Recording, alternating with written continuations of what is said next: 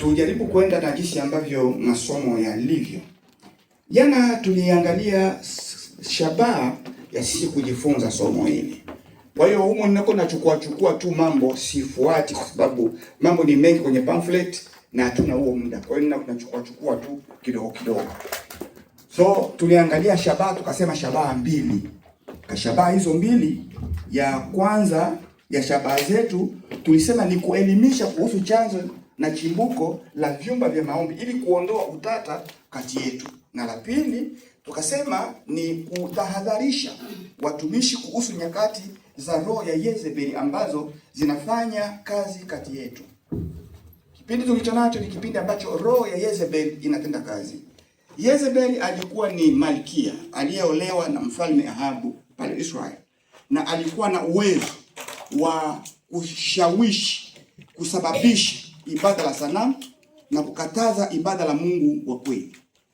Na nchi hii ambayo tumetembeleamo, tumekujamo, sio kutembelea, ambayo tumekujamo, muna hiyo roho imo, kwa sababu mtu amepewa uhuru. Ukiangalia kwenye constitution ya nchi hii kuna sheria ambayo inasema kwamba una uhuru wa kujichagulia nini uabudu. Una uhuru. Sio kama tunaelewana. Kama unasema kwamba nitaabudu mbuzi, sawa, ili mradi usivunje sheria za nchi. Na hivyo utakuta kuna watu wengi ambao wanaitwa waatei. Waatei ni watu ambao wanakataa uwepo wa Mungu. Wapo wengi na tumeshaanza kukutana nao pia kwetu tuliko, nimeshaanza kukutana nao. Nilifanya ratiba ya kufundisha baadhi ya watumishi katika kanisa letu jinsi ya kuanza kuongea na watu wanaopinga imani la Yesu Kristo kutokana na masomo yale ambayo tunafundisha kwenye vyuo vya Biblia yanayoitwa apologetics. Na hivyo wakaanza kupata juhudi ya kuanza kuongea nao mashuleni.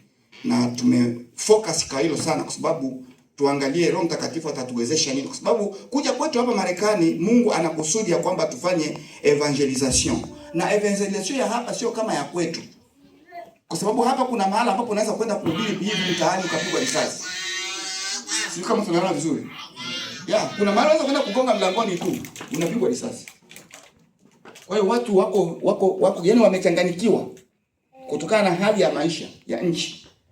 Na hivyo inaomba utaratibu sana kwenda mbele za Mungu, Roho Mtakatifu atufundishe, lakini pia kunyenyekea chini ya miguu ya watumishi wa Mungu watufundishi ili tupate kujua jinsi gani ya kwenda vizuri katika mpango mzima wa Injili. Bwana Yesu asifiwe sana. Amen. Hivyo ujue kwamba katika nchi hii waatei, watu wanaokataa uwepo wa Mungu, wako wengi na wana msimamo mkubwa sana. Zipo linki ambazo unaweza kuzikuwa unazifuata uone wanavyoongea. Utashangaa kabisa. Kwa hiyo sio rahisi. Ni jambo ambalo linatakiwa elimu na linatakiwa maombi ya kipekee, Roho Mtakatifu atusaidie. Lakini tulizungumzia kuhusu Elia. Tukamwangalia Elia nani, kwa sababu tunaona kwamba andiko letu linazungumzia Elia. Tumechukua katika andiko la Wafalme wa kwanza sura ile ya 17. Na andiko hilo tulisoma katika sura ile ya 17 mstari wake wa kwanza. Katika andiko hilo la Wafalme wa kwanza sura 17 tuliona ya kwamba maandiko yanaonyesha maneno ambayo Elia amejitokeza na kwenda kuonana na mfalme Ahabu. Akasema basi Elia mtumishi wa Gileadi, wakini wa Gileadi, akamwambia Ahabu, kama Bwana Mungu wa Israeli aishivyo, ambaye ninasimama mbele zake, hakutakuwa na umande wala mvua miaka hii ila kwa neno lako. Sikuchambua jana hili neno, sikulichambua.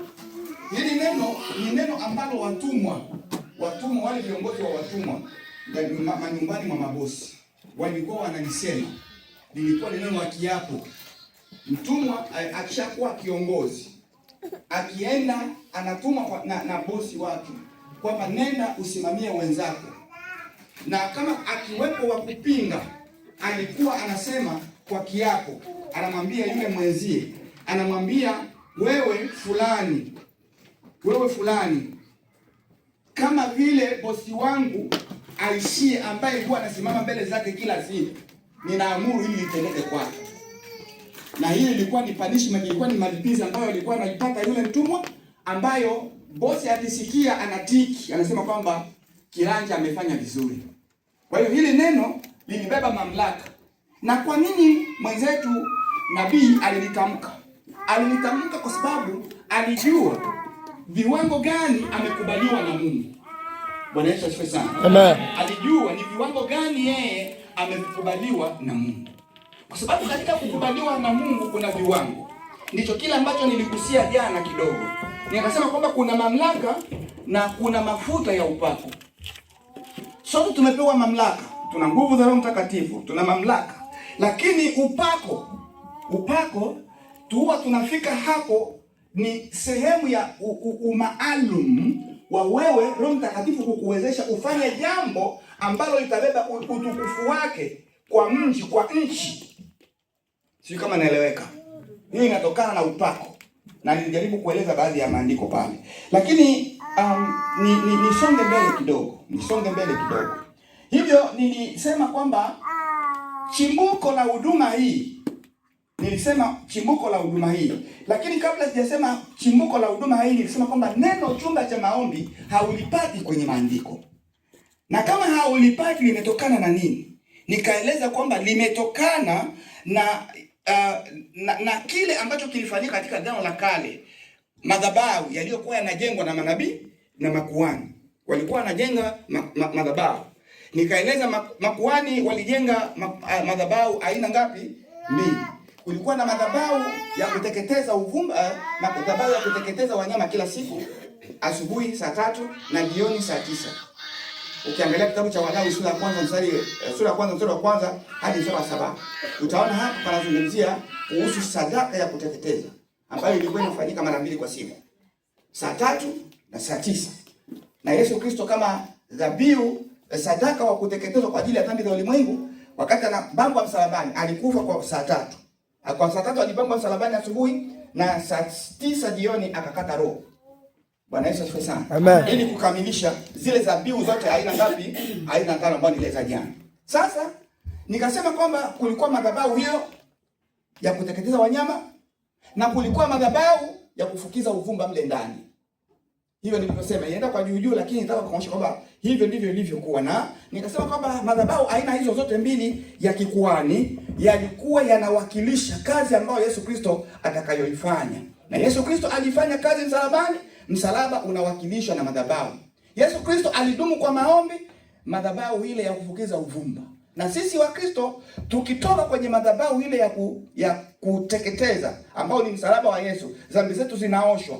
Tunaishi maisha ya kando ya madhabahu ile ya kufukiza. Kila siku kufukiza, yani kila siku maombi. Na huduma hii ya maombi ni huduma ambayo haieleweki kwa watu wengi. Bwana Yesu asifiwe sana. Amen. Ndio maana utakuta hata katika Agano la Kale, ukiangalia utakuja kuona hata watu waliokuwa wanaomba wanatuma na Mungu katika Agano la Kale walikuwa wanadharauliwa. Kwa hiyo wewe ukifanya kazi ya Mungu na unasimama mbele za Mungu vizuri na watu wakakudharau, usione kwamba wewe ndio wa kwanza. Bwana Yesu asifiwe sana. Amen.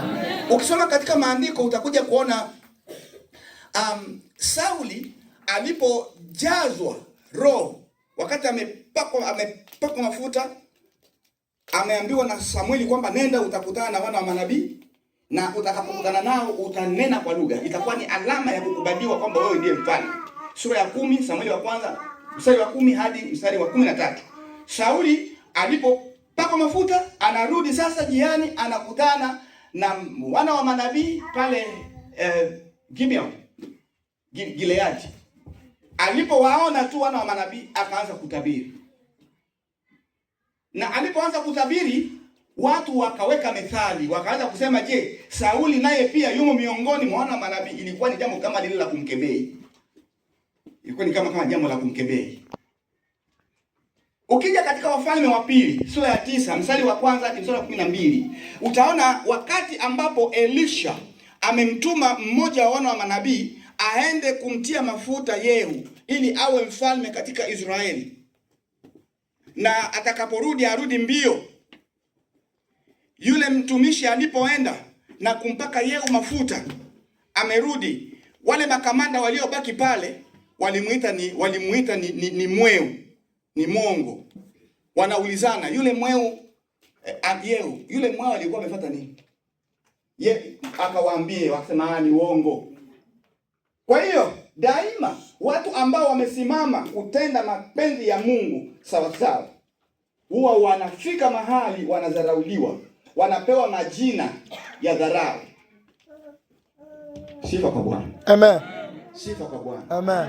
Na mahali palipo dharau ya wanadamu wako, ukisimama vizuri ndipo ambapo utukufu wa Mungu unaonekana. Amen. Amen. Sijui kama tunaelewana vizuri. Sasa ni muhimu kuangalia wewe umesimamaje. Kwa sababu kuna wakati watu wanaweza kukudharau kwa sababu ya jinsi ambavyo ulivyo kweli kweli. Lakini kuna wakati mwingine watu wanaweza kukudharau kwa sababu ya kuto-understand. Hawaelewi kipi ambacho kinafanyika katika mambo ya Roho Mtakatifu anayokupa wewe. Tuko pamoja? Yeah. So inatakiwa kuangalia kwa nini mimi watu wananisema hivi. Angalia. Lakini kama umesema vizuri mbele ya Mungu, basi unampa Mungu utukufu. Amen. Tuzungumzie jambo lingine hapa. Jambo lingine ambalo tunaweza kuzungumzia, jana tulizungumzia kuhusu madhabahu ya nabii Elia. Nikaonyesha madhabahu ni nini, nikaonyesha kanuni ya kujenga madhabahu. Nikakupa andiko la Kutoka sura 20 mstari wa 24, nikakupa andiko la Kumbukumbu la Torati sura 12. Nikafaa mahali tukakata, lakini jioni hii niguse kidogo mahali pengine. Kwa sababu kama ninavyosema, sifundishi kila kitu kwa sababu mambo ni mengi, lakini muda haupo. Nachukua machache. So kulingana na hivyo tuzungumzie kidogo. Katika kanuni kuna kitu kingine ambacho nataka uelewe. Sisi tulizungumzia kwenye mambo yetu ya utangulizi, tusema kwamba vyumba vya maombi vinatokana ni kugeuza metamorphose, ni kubadilishwa kwa madhabahu ya Agano la Kale kuletwa katika Agano Jipya. Na ili viwepo, unabii ulishuka, uamsho ulishuka nyumbani kwetu. Uamsho uliposhuka mnamo 90 na 60. 1960. Uamsho umekuwa mkubwa, watu wanajazwa, huduma ya Bwana zinaanza asubuhi mpaka jioni. Monday to Sunday, siku ya kwanza hadi siku ya Mungu. Watumishi wakakaa chini wakakubaliana kwamba hii huduma hii ya maombi na maombezi tuijengee nyumba kando, ili hili jengo la kanisa libaki kwa ajili ya kazi za kanisa tu, kwa sababu mle mna siri ambazo watu wengine watakiwa kujua. Wanaweza sifa sana. Hivyo wakakubaliana, wakajenga majumba kando kando ya kanisa, zile zikaitwa ndio nyumba za maombi, na hapo ndio kulianza nyumba ya maombi. Sio kama naeleweka. Sasa ilikuweje wanawake ndio wanakuwa wengi, asilimia kama 90. Wanawake ndio utakuta ndio vichwa vya hiyo vyumba vya maombi. Najibu kwamba ile kugeuza, aidha ile kupatana ya kwamba tuweke chumba cha maombi kando na jengo la kanisa kando, ilikuwa ni vizuri, iliwezesha ile kazi ipanuke, iendelee vizuri na freedom. Wakati wowote wanapotaka kuingia kuomba wanaingia, wana shida. Lakini kama ingekuwa kwamba nyumba ni ile ile, wangesema ingekuwa ni siku ya ibada, tuache kwanza tuna ibada, wanaacha maombi. Sasa kulikuwa advantage kwa sababu wako pale waombe wakati wowote. Lakini ekonvenia, madhara yaliyotokea ni kwamba hawa viongozi, wachungaji waliozaliwa, walioanza kupata kuwekwa ndani ya uchungaji baada ya uamsho kupita, baada ya kipindi cha uamsho, walioanza kuinuka kupewa uchungaji, walikuwa hawana yale mafuta ya Roho Mtakatifu na hawajui yale mambo yaliyotendeka, wakaanza kudharau kile kinachotendeka kule ni nini. Wanafanya nini kule? Nenda kuwachukue. Rashid, nenda kuwaambia waje kwenye ibada. Kwa sauti, nenda chukua waje kwenye ibada. Sasa wale waliomo mle wanaona, mbona tunapelekeshwa hivi? Mbona tunapelekeshwa sasa? Hiyo ikaanza kuleta kama kuna separation, kuna kugawana. Sio kama naeleweka. Kama kuna kugawana hivi. Lakini uelewe kwamba hakuna kugawana. Hakuna huduma ya Mungu ambayo inaweza kutembea pasipo na maombi. Na katika theology philosophy, hekima ya theology, walimu wanafundisha wazi ya kwamba hata ubebe Biblia yote uijue, na kama hauchukui muda wa kuomba unapotea. Na kama unaomba maombi yoyote yale na hauna muda wa kusoma neno na kufundishwa neno, utapotea. Kwa hiyo unatakiwa uwe na miguu yote mingapi? Miwili. Ndio maana unakuta katika kitabu cha Ezekiel sura ya kwanza Mungu, na katika sura ya 10 Mungu anamwambia Ezekiel, simama mwanadamu, simama kwa miguu yako mingapi? Miwili. Uwe na elimu lakini uwe na nafasi ya kunisikiliza nasema nini. Na ndio maana alikuwa anachukuliwa, anapelekwa kutoka Uajemi, anapelekwa ameshikiliwa kwenye shingo wa nyemi mpaka Jerusalem, kama vile alivyokuwa anachukuliwa Mariamu wa Lutabula. Kwa hiyo unatakiwa uelewe kwamba ikiwa tunachukua muda kuomba Mungu, hatutaishia kuomba. Tunatakiwa tuchukue muda wa kujifunza kusoma neno la Mungu, lakini pia tutoke humo tuende kuhubiri. Kwa sababu kuomba ni kama vile kunoa chuma. Sasa kama tunanoa chuma na hakifanyi kazi, kitapata kutu. Unanielewa vizuri? Bwana Yesu asifiwe sana. Amen. Kwa hiyo nizungumzie sasa machache haya ya kwamba Elia katika madhabahu haya alifanya nini? Tuangalie mambo ambayo Elia aliyafanya kwa ufupi. Tuangalie mambo ambayo Elia aliyafanya. Sura ya 18 sasa. Nilisema kwamba kati ya sura ya 17 na sura ya 8 kumepita miaka 3.5. Kumepita miaka 3.5. Ndio maana mstari wa kwanza wa sura ya 18 inasema hivi: ikawa baada ya siku nyingi neno la Bwana likamjia Elia katika mwaka wa ngapi kwenye Biblia yako? Katika mwaka wa ngapi? Tena mnaniangusha kama jana. Ili unaweza kusababisha nitoe koti sasa. Mwenzenu amevaa koti alafu unaweza kumwangusha namna hiyo. Sio vizuri. Mwaka wa 3. Bwana Yesu asifiwe sana. Mwaka wa 3. Kwa hiyo unajua kwamba kumbe kutoka kwenye sura ya 17 kuingia sura ya 18 katikati kumepita miaka 3. Na tukija kwenye kitabu cha Petro waraka wa kwanza sura ya 5 inatufafanulia kumbe ilikuwa ni miaka 3.5. Na siendi kusambua hiyo miaka 3.5 katika swala la eskatolojia. Siendi huko. Somo langu linajibezi kwenye mamlaka, kupanda ngazi aidha viwango vya mamlaka katika ulimwengu wa roho kutokana na mfano wa Elia. Sasa tunakuja kuona katika sura hii ya 18. Sura ya 18 sasa. Elia amefanya nini? Elia akaenda, naanza mstari wa 2. Elia akaenda ili ajionyeshe kwa Ahabu. Na njaa ilikuwa nzito katika Samaria. Kama nilivyokuambia jana kwamba walikuwa wanakula mavi ya ndege, njiwa. Na wakafikia hata kugawana kwamba tuanze kula hata watoto wetu. Ilikuwa ni shida. Na aliyesababisha hivyo ni nini? Ni nani? Nabii Elia. Amesema hakutakuwa na njaa, hakutakuwa na umande wala mvua. Na hayo mambo yametimilika. Mfalme Ahabu amekaa pamoja na stafu yake, wamefanya wanavyoweza, wameshindwa. Elimu imegota. Akili imegota. Yaani akili zetu, elimu zetu zikifika kwenye ghadhabu ya Mungu zinagota. Tunaelewana vizuri? Tuwe na akili zote zile. Si unaona? Huku kujaribu kuangalia teknolojia inavyofanywa. Lakini Mungu akigusa kwamba nionyeshe kidole kangu kadogo tu, kunatokea mahafa ambao wanajiuliza why this, what this. Wiki nzima wanajifunza, wanashindwa kupata jibu. Kwa hiyo Elia akaenda akajionyesha kwa Ahabu, na njaa ilikuwa nzito katika Samaria. Ahabu akamuita Obadia aliyekuwa juu ya nyumba. Sasa utakuja kuona jinsi ambavyo mambo yalitokea, watu ambao walitumwa waende kuonana na Elia, mambo yalivyotokea. Mimi sitazungumzia hayo. Tunakuja kuona haya. Elia anamwambia Ahabu kwamba twende tukutane Karmeli.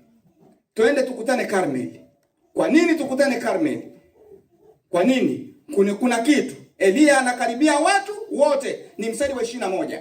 Elia anakaribia watu wote, anawaambia mtasita katika mawazo yenu mawili hata lini? Kwa hiyo anataka mchague, kama ni Bwana chagueni Bwana, kama ni Baali chagueni Baali. Tuone Mungu ni nani. Sasa tuweke madhabahu.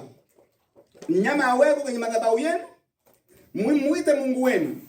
Alafu baadaye mtanipa nafasi na mimi nitajenga madhabahu, mnyama awekwe, niite Mungu wangu. Tuone kati ya huyu na huyu yupi ndiye Mungu aliye hai. Sifa kwa Bwana. Amen. Sasa tunaangalia madhabahu ya Elia. Tuko kwenye sura ya 18 na sichambui kila mstari. Hapana. Niko nachukua ndondoo kidogo kidogo tu ili nikupeleke kwenye wazo la somo hili. Tunakuja kuona nini hapa? Tukija kwenye mstari wa 30 na 33 wa sura hii ya 18. Tunaona kitu alichokifanya Elia. Mstari wa 30, 31. Kisha Elia akawaambia watu wote, nikaribieni mimi. Watu wote wakamkaribia. Tengeneza madhabahu ya Bwana iliyovunjika. Elia akatoa mawe 12 kwa hesabu ya kabila za wana wa Yakobo aliyejiliwa na neno la Bwana na kuambiwa, jina lako litakuwa Israeli. Amen. Sijui kuna mtu ambaye ana Biblia ya Kifaransa? Kuna mtu ana Biblia ya Kiingereza? Naweza jaribu kuangalia mzee wangu. Tuangalie lugha ya Kifaransa inasemaje huu mstari wa 30. Mstari wa 30. Elia ndio nataka nisambue huo mstari. Na mstari wa 31. Ndio nitaishia hapa ikiwezekana. Tuko tunazungumzia madhabahu ya Elia. Na kwa nini tunazungumzia madhabahu ya Elia? Kwa sababu huduma ambayo tunaidia hapa ni ya kuzindua chumba cha maombi ambacho kinabeba mwili wa madhabahu ya Agano la Kale. Na kwa sababu tunachukua somo kwa Elia, hii huduma ya chumba cha maombi inachukua mwili wa madhabahu ambayo Elia alijenga katika Agano la Kale. Sijui kama naeleweka vizuri. Umenielewa? Sema Bwana asifiwe kama naelewa. Amen. Umepata Kifaransa eh? Nilisema ni Wafalme wa kwanza sura ya 18 mstari wa 30. Ngoja kampe microphone. Mpe microphone. Ngoja mzee wakupe microphone. Mpe microphone. Mpe microphone.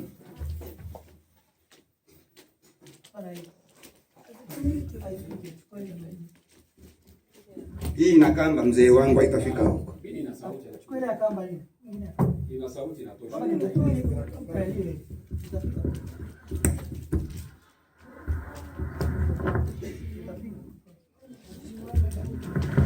Ok. Nous lisons au nom de Jésus-Christ. Élie dit alors à tout le peuple, approchez-vous de moi. Tout le peuple s'approcha de lui et Élie rétablit l'autel de l'Éternel qui avait été renversé. Amen. Amen. Il a établi l'autel de l'Éternel qui a été renversé. Nous voulons voir. Tunataka tuone. Tuangalie Feedback, tuangalie habari ya mwisho ya nyuma, habari ya nyuma ya hii madhabahu. Sababu inasema kwamba ali retablir ambayo ilikuwa renversé. Mko mnasikia vizuri? Wakati ambao wasikio wapandishe kwanza vidole hivi. Mimi amsikii nini Anaweza tuhurumie. Niko ninaenda taratibu katika sehemu hii kwa sababu kuna kitu hapa. Kuna kitu. Elia hakujenga madhabahu mpya. Hapana. Elia aliretablir. Kwa Kiswahili, mimi nina ile Kiswahili ya Dodoma. Sijui kama kuna wale ambao na Biblia ya ile ya Umoja wa Makanisa, aidha neno yeah. Kukarabati. Aliretablir, alikarabati. Kama Elia alikarabati, madhabahu ilikuwepo. Sasa tunataka tuangalie hii asili ya hiyo madhabahu. Kwa nini aikarabati? Na kwa nini alikarabati? Ilivunjwa na kina nani? Na kwa nini aikarabati? Hapo ndo kuna siri. Bwana Yesu asifiwe sana. Amen. Bwana Yesu asifiwe sana. Bwana Yesu asifiwe sana. Ndio maana tutazungumzia haya tu. Kesho tutagusia machache kuhusu jinsi unavyoweza kujiingiza kufanya nguvu, ujiingize kwenye kupanua mipaka ya huduma yako. Pokee mamlaka ya kupanda kwenye viwango. So tunaangalia hapa Elia, maandiko inasema kwamba alikarabati. Alikarabati. Hebu tuangalie haya mambo vizuri. Elia alikarabati. Hii madhabahu ilikuwa madhabahu gani? Najibu. Wakati ambapo wana wa Israeli walitoka Misri, Moses amekufa tayari, amezikwa. Ni chini ya uongozi wa Joshua. Mungu anamwambia katika sura ya kwanza kwamba kama jinsi ambavyo nilivyojifunua, nilivyojionyesha kwa Moses, ndivyo nitakavyojionyesha kwako. Kama jinsi ambavyo nilivyomtukuza, na nitakutukuza wewe. Israeli, Mungu akawaambia kwamba wajipange, na ilikuwa ni wakati wananiwa mvua. Mvua zinanyesha, ndio wakati ambapo Mungu alikusudia Israeli wapite Jordan, wavuke Jordan ili waone muujiza wa Mungu. Sifa kwa Bwana. Amen. Ilikuwa ni wakati wa mvua zinanyesha na maji ni mengi mno. Mungu akawaleta, sogeeni, jitakaseni. Siku 3 wanajitakasa. Makuhani, bebeni sanduku la agano. Makuhani wakabeba sanduku la agano. Kadiri wanavyokanyaga maji ya Jordan, miguu yao kugusa, kwa sababu wana sanduku la agano, maji yanakimbia miguu yao. Bwana Yesu asifiwe sana. Amen. Ndio kusudi la kwamba sisi watumishi wote, manabii, wachungaji, yani mitume wote, sisi watumishi tunatakiwa tuwe na umoja, tutake tusitake. Na kama hatutofanya hivyo tutapigwa. Kwa sababu maandiko ya kitabu cha Luka sura 12, ukiangalia kwenye ile mistari ya 41 na kuendelea, maandiko yanasema kwamba wale watumishi ambao hawakuwa waaminifu kwangu na walikosa uaminifu kwa kutokujua, watapigwa kidogo. Lakini wale waliokosa uaminifu kwangu na walikuwa wanajua, watapigwa sana. Sijui kama naongeza hivi Na maandiko yanatulazimisha, tunatakiwa kuja kwenye umoja, tunalazimishwa. Na katika huu umoja hatutafuti faida ya kibinafsi, bali tunatafuta cha kwanza utukufu wa Bwana. Amen. Amen. Bwana Yesu asifiwe sana. Amen. Bwana Yesu asifiwe sana. Amen. Na ndivyo ilivyo. Hizi huduma ambazo tunazifanya, mimi umoja naifanya hii huduma nikiwa na woga sana. Na nina woga sana. Sababu kama tutembei na Mungu, Mungu atatupiga. Ndiyo maandiko yanavyosema. Kama hatuui waaminifu kwake, atatupiga. Tunatakiwa, naogopa hilo. Na ninaogopa pia mwisho wangu kuwa mbaya. Ninaogopa sana. Kwa sababu maandiko yanasema kwamba si kila mtu anitaye Bwana Bwana atakayeingia. So, nisiende mbali wana wa Mungu. Ninazungumza Elia anakarabati. Hii ilikuwa ni madhabahu gani? Ukija kwenye kitabu cha Joshua sura ya 4, kama niliyosema, utakuja kuona wanajenga madhabahu. Wale makuhani wana sanduku la agano, wamesimama ndani ya maji ya Jordan. Maji yanapasuka. Ina maana kama mulikuwa samaki, siku hiyo samaki zilikufa. Kwa nini? Kwa sababu yale maji yaliyokuwa yanakuja juu, yalipofika karibu na miguu yao yalistop. Sasa kama maji yana stop, yalikuwa yanaenda wapi? Na wao hawakupasua njia nyingine. Yalikuwa yanamezwa na udongo. Siko tunaelewana vizuri. Bwana Yesu asifiwe sana. Amen. Sasa yale maji ya huko chini yamekauka. Kama kuna samaki huko zinakufa. Kuonyesha thamani ambayo Mungu anamthamini mwanadamu. Wanakaa pale makuhani na sanduku la agano, na watu sasa ndio wakaanza kupita. Watu walipomaliza kupita, Musa akasema kwamba tunatakiwa tujenge madhabahu. Na kwa nini walijenga hiyo madhabahu? Ni kwa sababu makabila matatu ya Waisraeli walisema sisi tutabaki huku east, hatutaenda na ninyi huko west. Sasa ndio akafanya hapana, tufanye agano ya kwamba vita vikiwepo huku ambako tuko tunaenda west, muje kutusaidia vita. Wakakubaliana. Pamoja na kwamba tumebaki huku, lakini tuko pamoja, vita vikiwa huko tunakuja kuwasaidia na tena tunarudi. Kama tunakubaliana kwamba umoja upo, tujenge madhabahu. Ndio hii madhabahu ikajengwa. Ilibeba jina la Israeli. Yaani ilionyesha kwamba tuko na unity. Ingawa wamoja wako upande wa mto na wengine upande wa mto, lakini tuna unity. Huu mto sio kitu. Tujenge madhabahu. Kwa hii madhabahu ilibeba majina. ilikuwa ni madhabahu ya agano la taifa, ilikuwa ni madhabahu ya ushuhuda. Bwana Yesu asifiwe sana. Amen. Sasa ukitoka hapo sasa, ukija kwenye maandiko, utakuja kuona Elia wakati ule ambapo Baali na watu wake na manabii wake wanatangaza dini ya Mungu Baali, Mungu sanamu Baali. Wale manabii walifika kwenye ile madhabahu wakaibomoa.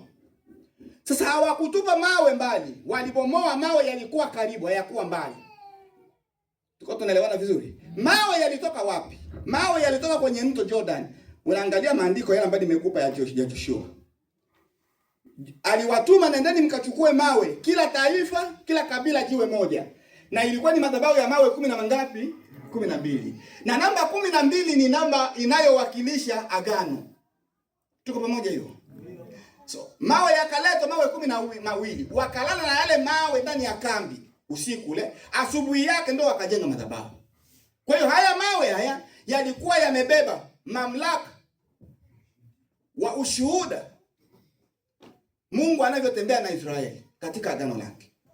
Hayo mawe yakajenga madhabahu. Sasa Mungu anakuja kwa Joshua, kwa ndugu huyo wetu ambaye ni Elia, jenga madhabahu. Akafika pale, akaangalia, nitakarabati. Elia alijuaje mawe yale ya kawaida na mawe yaliyotoka kwenye madhabahu ya zamani? Alijuaje?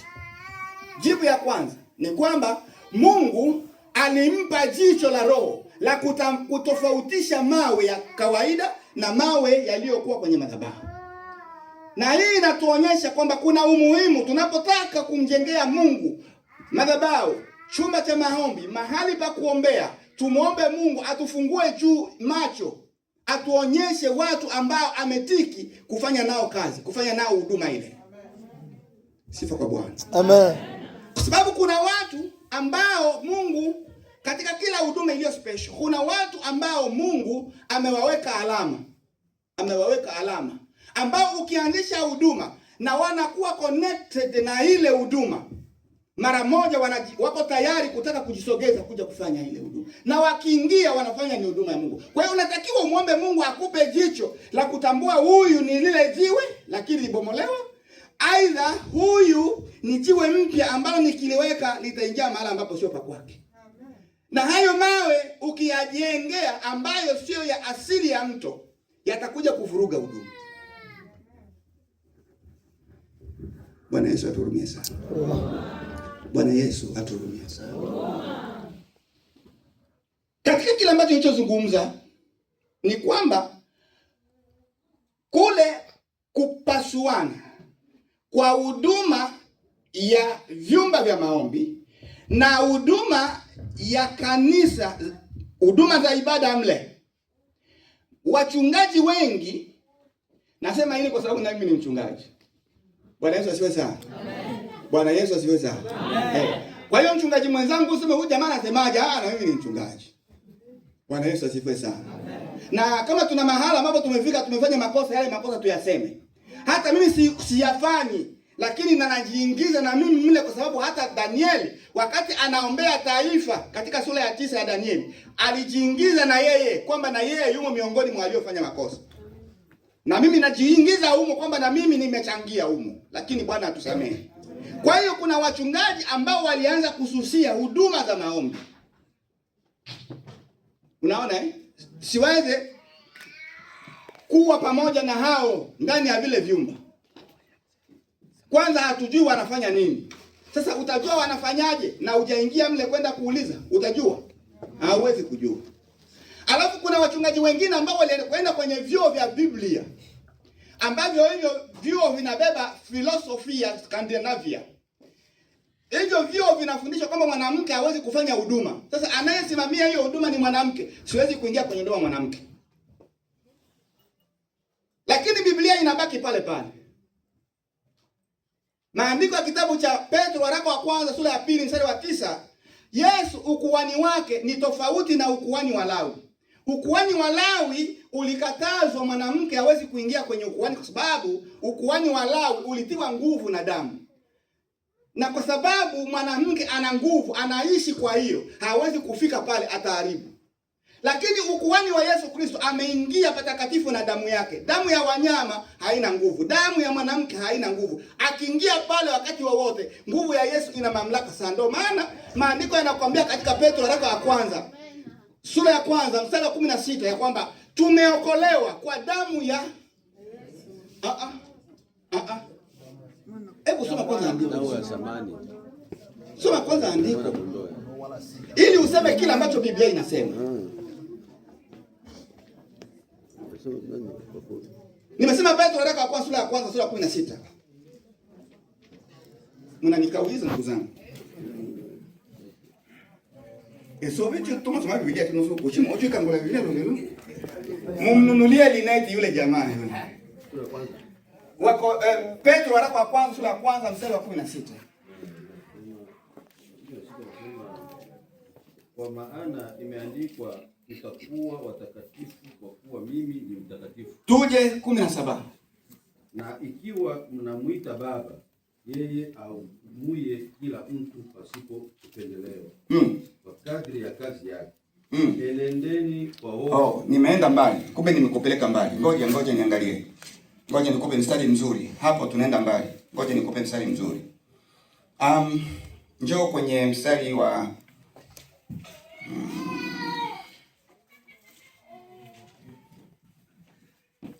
Njoo 18. Njoo 18 tu, usome 18 tu. Inasema nanyi mfahamu kwamba mlikombolewa si kwa vitu viharibikavyo, kwa fedha au dhahabu, mpate kutoka katika mwenendo wenu usiofaa mliopokea kwa baba zenu, bali 19, bali kwa damu ya thamani kama ya mwana kondoo asiye na ila asiye na wa, yani Kristo. Kwa hiyo unaona mlikombolewa sio kwa vitu visivyo na thamani, bali kwa damu ya thamani ya Yesu Kristo, ambayo inalinganishwa na damu ya mwanakondoo. Inalinganishwa, lakini sio ya mwanakondoo. Ndio maana katika Waebrania anakuambia katika sura ya 10 mstari wa 4 na 5 ya kwamba dhabihu zilitolewa, Mungu haukuridhika, ndio maana ukalituma nije. Bwana Yesu asifiwe sana. Amen. Kwa hiyo utaona kwamba damu katika Agano la Kale, ukuhani wa Lawi ulitiwa nguvu na damu ya wanyama. Na mtu yeyote ambaye ana damu kufika pale, ile damu yake ina eliminate, inaua nguvu za ile damu ya wanyama. Damu ya Yesu Kristo, Yesu amekuja katika ukuhani wake. Yeye ndiye kuhani mkuu na tena ndiye mnyama. Kwa damu yake akaingia patakatifu na akaita watu wote kuwa wanani? Makuhani. Sasa kama Yesu Kristo amemuita mtu kuhani, wewe ukatae, kati ya Yesu na mimi nani ndiye mkubwa? Yesu. Yesu. Yeah. Kwa hiyo tunatakiwa tuelewe vizuri sana. Katika kuitwa, watu wameitwa na wanawake wameitwa kama makuhani wa Yesu Kristo, sio wa Kilawi. Kwa sababu ukuhani wa Kilawi unaomba tujenge hekalu, tujenge masinagogi na tuwe tunafanya dhabihu. Lakini ukuhani wa Yesu Kristo hauhitaji dhabihu ya wanyama. Damu yake ilitosha. Bwana Yesu asifiwe sana. Amen. Bwana Yesu asifiwe sana. Kwa hiyo wale watu ambao wana hayo mawazo ya kwamba huduma za wanawake vipi, wanaenda kinyume na maandiko. Na kama wamesimamia kwa theolojia ya kwamba maandiko ya Petro amesema, Paulo anasema kwamba mwanamke anyamaze kanisani, ni kutokuelewa huduma na utaratibu uliokuwemo kanisani katika makanisa ya wapagani waliookoka kutoka kwa mataifa kuja kwa Yesu. Watu wanashindwa kuchanganua hivyo. Na kama hauchanganui hivyo, unasimamia hilo andiko, unaua mamlaka ya ukuhani wa Yesu Kristo. Ya kwamba katika ukuhani wa Yesu Kristo, kuhani mkuu ameita watu wote kuingia katika ukuhani wa kifalme. Maana kuna utofauti wa ukuhani wetu na ukuhani wa Walawi. Ukuhani wa Walawi ni ufalme wa kikuhani. Namna gani? Ina maana kila Mwisraeli ambaye anazaliwa katika nyumba ya Lawi, anazaliwa tayari ni kuhani. Yaani ni royaume. Unaelewa vizuri? Lakini katika ufalme ukuhani wa Yesu Kristo ni ukuhani wa kifalme, yaani ukuhani wa Yesu aliye mfalme. Unakuwa kuhani na unapewa nguvu za ufalme. Mambo unayofanya katika huu ukuhani ni mambo ya ufalme ambao Yesu Kristo amekupa. Tofauti na wala. Ni tofauti sana. Tatizo ni kuelewa. Kwa hiyo siendi mbali, nataka kumaliza.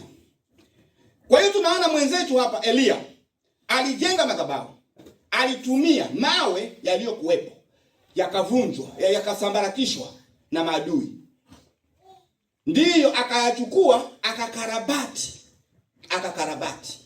Na alipokarabati ndio akawaambia chukueni nyama mwekeni, na kabla ya kukonga moto fukizeni maji. Pipa moja, wekeni pipa nyingine, wekeni. Kwa nini anafanya hivyo? Alikuwa anajiamini connection aliyo nayo na wapi? Na mbinguni. Na wakati ambapo tunaingia katika huduma za kujenga madhabahu ya kuandaa uamsho, tunatakiwa tuwe watu ambao tuko connected kiroho. Yaani tuwe na uhusiano wa kipekee na Bwana. Kwa sababu kuna wakati ambapo atakwambia kwa kusema kwa 3 na kuna wakati atakwambia bila hata kusema 3. Amen. Kwa sababu Roho Mtakatifu katika kuzungumza na watumishi usiku zote hasemi 3.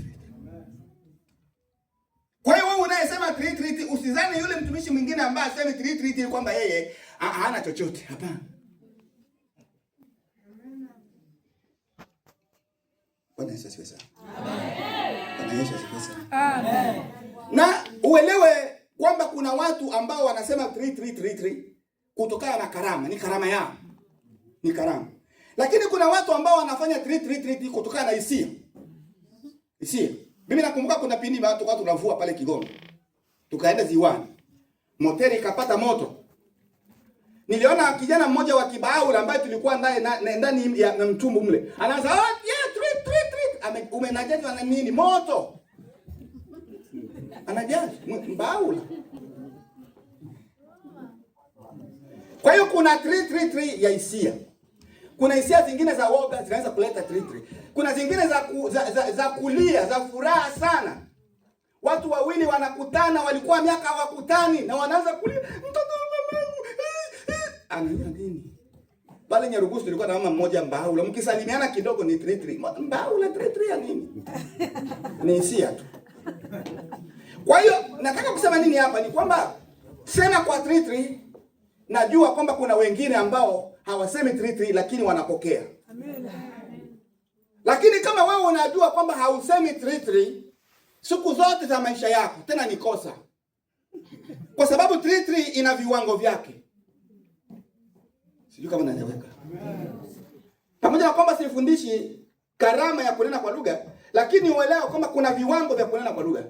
Kiwango cha kwanza cha kunena kwa lugha ni alama ya kwamba umezaliwa mara ya pili. Mtu yeyote ambaye siku alizaliwa mara ya pili alinena kwa lugha. Mfano wa mtoto ambaye amezaliwa. Mtoto anapozaliwa, asipolia wanesi wanashakia kwamba amezaliwa kilema. Na wakati ambapo Roho Mtakatifu amekujia na kujazwa ili kwamba uzaliwe mara ya pili, unanena kwa lugha. Amen. Lakini ukiingia na unaanza na huduma, haujawahi hata kwa ndoto kunena kwa lugha, ujue kwamba there is a problem. Kuna tatizo katika ulimwengu wa roho. Hata kama sio karama yako, unatakiwa iwe siku umenena, aidha kwenye ndoto, aidha wapi. Lakini kama hakuna kabisa, ujue kwamba kuna tatizo katika connection yako na Roho Mtakatifu.